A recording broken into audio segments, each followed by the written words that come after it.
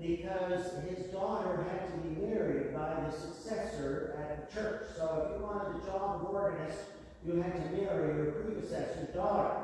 Bob went up there and he decided not to marry her. So this is one of the organist joke books. The other joke I was thinking of, I want to thank you for your generous donations for the Primate's World Relief and Development Fund and its support for work in Turkey and Syria. One of the organ joke books says, organ recitals, maybe the offering should be counted publicly in the middle of the concert to decide whether the organist should continue or not. But I'm not going to do that. There will be no public counting. But thank you so much for your generous support and gifts. And for supporting Canadian music and being patient in my weird choice selections of pieces. The next four composers are all composers from Québec and very important musicians in their own right. The first two pieces are from a book in memory of Henri Gagnon, who had a huge influence on Québec organists. And we don't hear much about this in English Canada, but European French organists often would summer in Québec. And this started in the late 19th century. So they had a big influence in Quebec from European culture directly from Paris. And this went through a lot of organists. And then the Quebec organists then were in the vanguard of music composition for a long time, yet something we don't hear about so much in English Canada. Henri Gagnon had a big influence as organist and as a teacher, and they put together a book in his memory, and they included some of his pieces. And this is a lovely, quiet, Antienne is French, I think, for antiphon, or like a refrain, a song refrain. So a quiet, meditative piece. So we have several quiet pieces, because the next two are called Prayer. Two prayers by Claude Champagne, and I was trying to think the title of the piece, and I can't remember it, but there's a piece, Fall Fair by Godfrey Rideout, which is often played on the radio on CFM accent. So Claude Champagne, there's a piece that's very well known, and I can't think of the title, from the 50s.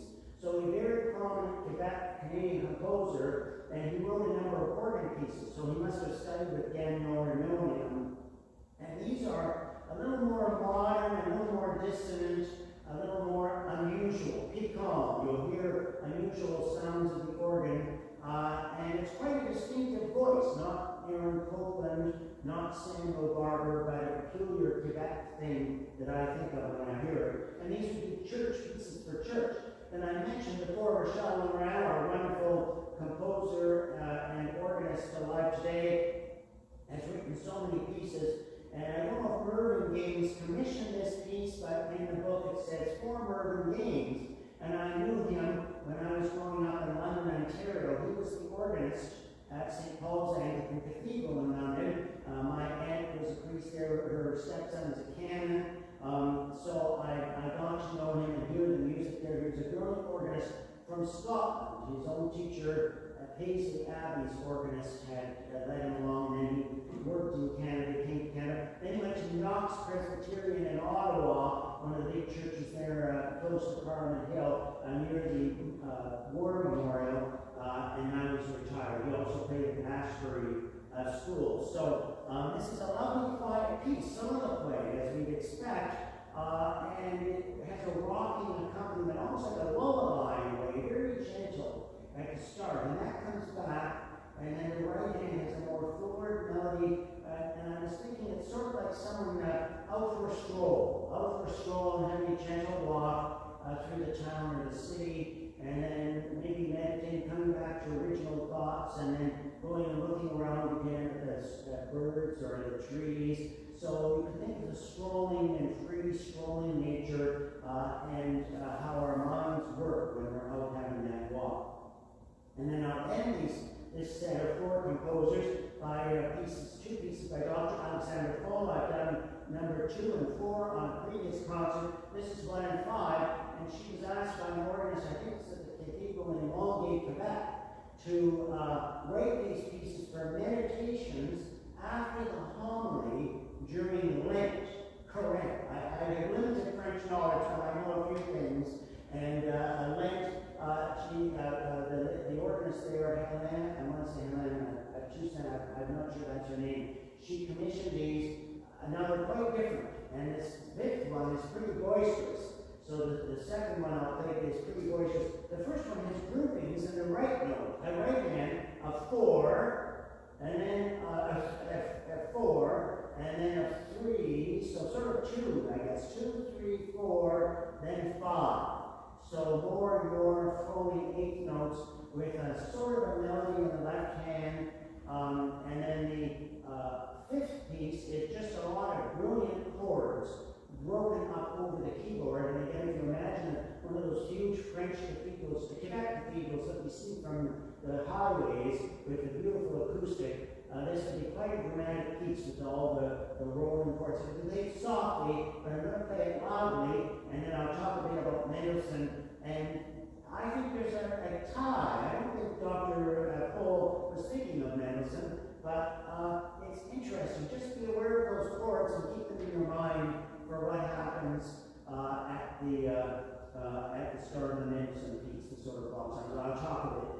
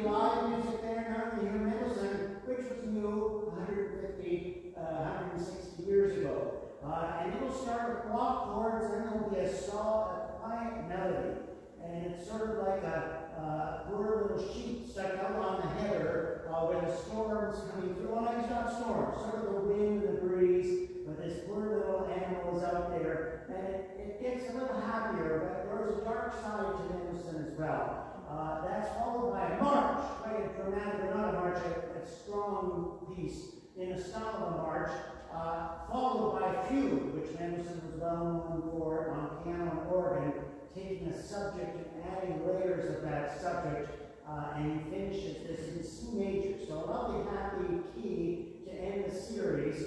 One of the pictures I have of Mendelssohn is when he went to England, he was invited to Windsor Castle.